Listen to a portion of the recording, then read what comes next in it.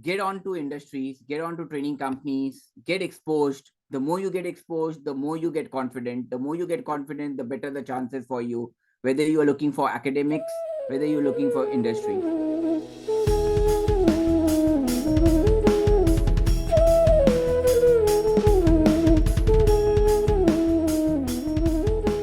Hello and welcome to PhD Talk Show. Today we have with us Kunal Vora, and we'll be talking more about internships and its role in career decisions. Welcome Kunal to the show. Thank you, Mr. Virendraji, for inviting me for this prestigious show.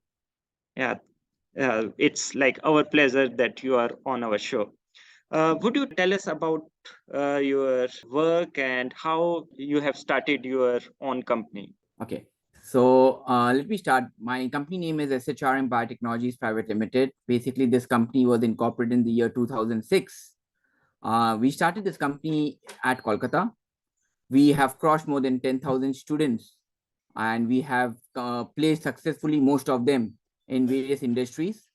We are an ISO certified and a DPT recognized company. We are also the stakeholder for the West Bengal government, where we do a lot of programs for them. We are nationally awarded by the Chamber of Commerces, by the union ministers, by the governors, as well as we've been awarded by the business world as 40 under 40 business educators.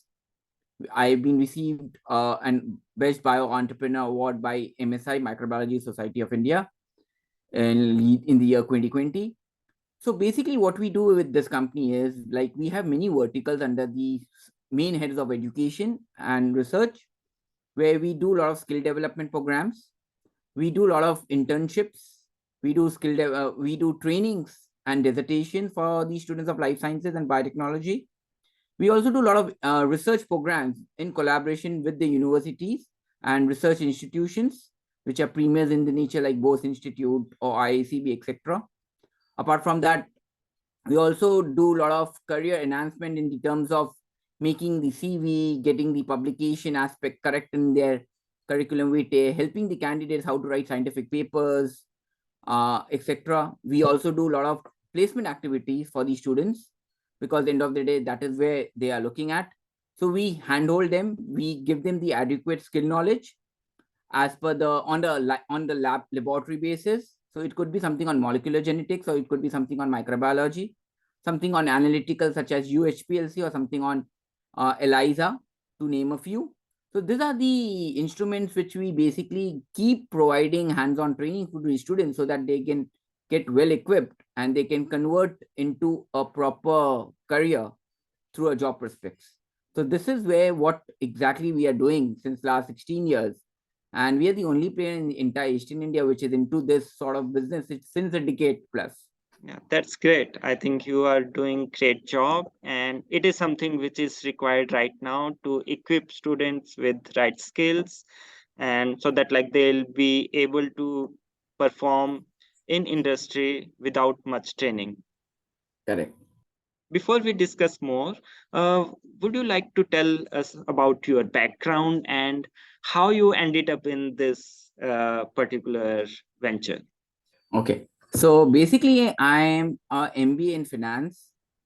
I am a more of a commerce guy rather than a science guy. I ventured into this in the year 2006, as I told you, because I saw a lot of opportunity in the term of biotechnology, which was evolving in the country at that point of time. So we, as a company, when we set up our base at Kolkata, at West Bengal, we were the first in terms. In 2007, the Department of Biotechnology, Government of West Bengal had set up its offices. So we were much before that. So we started because that time only a few colleges, I would say, and just one university were offering course on biotechnology. So I always understood there is a gap between, because biotechnology is a very expensive tool and a subject to look at. So I newly knew that there are a lot of challenges which would be coming for the students in terms of internships, in terms of skilling, getting the right aspects so that they can create into a job. So I took this opportunity and I converted this into an entrepreneurial understanding to it.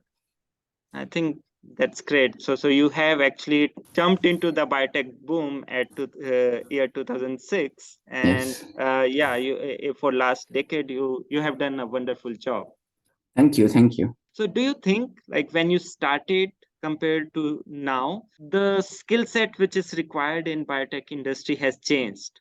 Yes, definitely. Thanks to COVID in that perspective.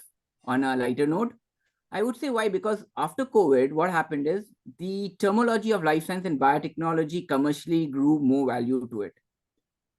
The industry itself started growing on a rapid scale of 57% on a year-on-year growth basis. So there were a lot of companies which were coming up. So when there are a lot of companies and industries which are coming up, it is making an ecosystem on the life sciences. Definitely the need of more and more various skill sets of the people were required. Now we all know life science and biotechnology itself is a skill set subject where you need to be expertise with the skill or performing on a particular practical or instrumentation.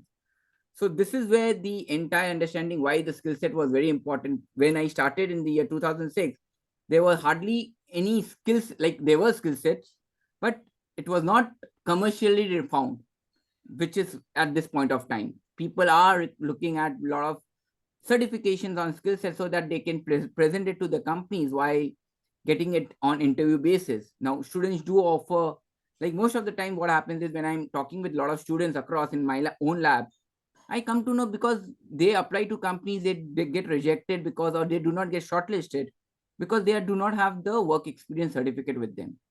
Now they ask me some very simple question. If I do not get a chance, how do I get experience to it? Now experience is all about getting hands-on. It's not about working. The more you get on with the hands-on with the instrumentation, the more you have certifications, this will definitely enhance your opportunity to convert into a job. Yeah, very true. I think in biotech or life science, hands-on is something which is must. When we compare it with IT industry, where people just like sit at home and do coding and they just like finish their projects. But biotech is very much different, and I think you rightly mentioned that that's what work experience students need when it comes to industry job. So even my experience with internships during my BTech, so it is very difficult to find places where we can actually get hands-on experience. How many students you could accommodate? As in currently at today's point of time, when we have 4 labs in Kolkata, we can accommodate up to 120 students at one point of time, at any point of time, rather. So now it again depends on the batches, because again, it's not a computer center now. As you mentioned very correctly, these trainings are not a 2 hour or 3 hours timeline trainings. This training is more rigorous. There is no time set limit to it, because if the bacteria doesn't grow, it takes time for the students to actually perform with their own hands. Yeah, that's right. So when it comes to actual hands-on training, like which you are providing, do you think there are projects linked to those training, or these are like pre-planned courses which you deliver to the students? Now, coming to our company's profiling with the internship aspect, we have 2 types of internship. One is the trainings, which are very short term for a period of 7 days to 15 days to 1 month. It is totally customized, where a student needs to just tell us the topic or the subject rather. So, for example, the subject is something on molecular biology. So, we offer them a selection of topics by which a candidate can select a number of practicals which are dependent on with the number of days. For example, for a period of 1 month, we have around 12 to 15 practicals which the student has to undergo with their own hands. So it can start from something with PCR, with something on agarose electrophoresis, HDAs, blottings, or RT-PCR, protein purification, etc., to name a few. So according to the subjects, he or she can select the practical list which is there, which is usable, or we can even guide them with as per the industry standard. So this is something with the training aspect. Coming to the dissertation or a research or a project, we have a minimum duration for a period of 1 month, and it can go up to period of 6 months. Again, the student when they come, they just need to tell us that they are looking for a research project or a dissertation. They need to inform us the duration, which is a mandatory for their because on the last semester, whether they are doing a BSc or a BTech, they need to undergo a internship program or a research program. So we need to understand whether they have a provision for 3 months, 4 months, or 6 months, depending on by the universities again. So we again try to understand what are the subject areas in which the candidate is looking forward for. It could be something on bioinformatics, it could be something on molecular, it could be something on industrial biotechnology, enzymology, agriculture, food, so that we can give them a live research problem or a topic to work on. And thereafter, we try to make the entire uh, like it the student actually work on the entire flowchart of the entire project, and that is how they complete the entire thing. They submit a thesis copy to us, and we give them the certification. Oh, that's nice. Like students could choose what they want, and depending on their need, they can like either do training or a project. Yes. Yeah, that's good. When it comes to placements, because at the end of your trainings or projects, so students always look for like jobs. Very true. So how you could help them in finding the right place? Now, what happens is because we do have a long, very strong alumni base where we have tried placing most of the candidates across.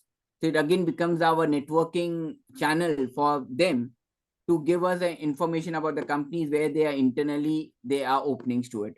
So we give them those openings. So every candidate who becomes a part of SHRM, whether they do a training or a project, we mandatory give them openings. We create their CVs, we help them in designing, we help them with interview skills, we help them with uh, group discussions. So we make them the entire profile. We try to even give them the support of publication if required, so that they can enhance their career upliftment. And we try to connect the companies in which they have actually done the training or a project. For example, if a candidate has done something on quality control, so we try to give them support with pharmaceutical companies or a water based or a food industry company or agriculture based companies where those profiles can be incorporated. So this is how we basically give them openings across pan India. We do not restrict to only Bengal or Eastern India. We give them openings to pan India basis. Now it is upon the students whether they would like to actually get onto those companies or not. From there, we start synchronizing. We have a different department, a team, where it works on a particular student with the, if the student tells us that this is a company in which I want to apply, that is where we start following it up from there. Yeah, that's great. And like as you mentioned, networking is the key. Like Yeah, always, like students should look for networking, and that's how like they end up getting jobs in different companies. true. So so when a student apply for internship or project, what should be in their mind, like what they'll get out of this association for maybe 1 month or 6 months? The main thing what they should always look at and what we promise to deliver is self-confidence. Because practical today, everybody can perform. It's not a big thing to it. Because if they have the infrastructure to it and they have a smartphone, all the protocols are completely available. They just need to follow those instructions. But what is required is self-confidence. They are still scared to perform in a laboratory. Because why, when we say that you need to, I have interviewed a lot of PhD candidates also. Most of the time they are theoretically very sound. But once it comes to the practical skill, they are very nervous. So that is where what we, our key pointer are, that will make you confident enough so that you can work in any lab at any point of time with confidence. And that gives them the job placement sort of thing. Yeah, that's true. I think confidence is something which most students lack, and that's something like once they are confident, I think like it's very easy to learn techniques. Correct, correct. Yeah, techniques are there, protocols are there. It's just like to apply whatever is said and get it done. But Yes. So most, as I told you, the most of the time what happens is students are theoretically very sound, but practically they are very weak. They are scared to operate with instruments, with the chemicals. They have a fear in their mind that they might do something they hand automatically shakes while pipetting or doing a streaking in the lamina. So these are some bio understanding which they require, the confidence by the mentors, by the trainers, that the students should feel confident in performing, and then it becomes a practice. The more you practice, automatically that will make you into a perfection. Yeah, I think even like back in 2008 when I joined Biocon, so I never underwent such training. And when I was introduced to HPLC, so I was scared. Like it is Correct. an automatic machine, and it has a robotic thing attached to it, and I had no idea exactly what's happening. But Correct. if students actually has exposure earlier before going to industry, I think that boosts their confidence, and they'll not feel lost, like where they suddenly, or True. yeah, yeah. So if you interview any of our candidates from the students, basically, if they have done their training or a project, you will come to know one thing very specifically, that we do a lot of troubleshootings. So when we say we do a lot of troubleshooting, that means the instrument automatically, we give them a scenario where the instruments are not functioning. Then how do you start working on that particular training or a project? Because end of the day, the industry will not look at a instrument or a skill set which is required, because everything is automated right now, but you need to have an orthodox way of functioning in the laboratory. So we teach them those guidelines also. Yeah, the troubleshooting is, I think, Yeah. most important thing, which I realized when I was in industry. At times, like instruments break, and you have to figure out, like of your own, Correct. that how to correct and get the thing streamlined. Correct. Before we wrap up, one key message for students who might be looking for internships right now. The only key message which I would like to tell the students is, get on to industries, get on to training companies, get exposed. The more you get exposed, the more you get confident. The more you get confident, the better the chances for you, whether you are looking for academics, whether you're looking for industries.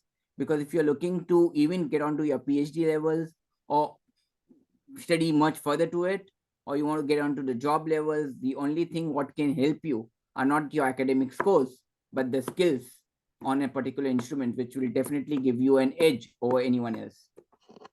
Yeah, thanks a lot, Kunal, for joining and sharing insights. And I'm sure students will reach out to you for more internship opportunities and getting trained so that they are ready for industry. Thanks a lot. Thank you. Thank you. Thank you, Virendraji, for your lovely talk.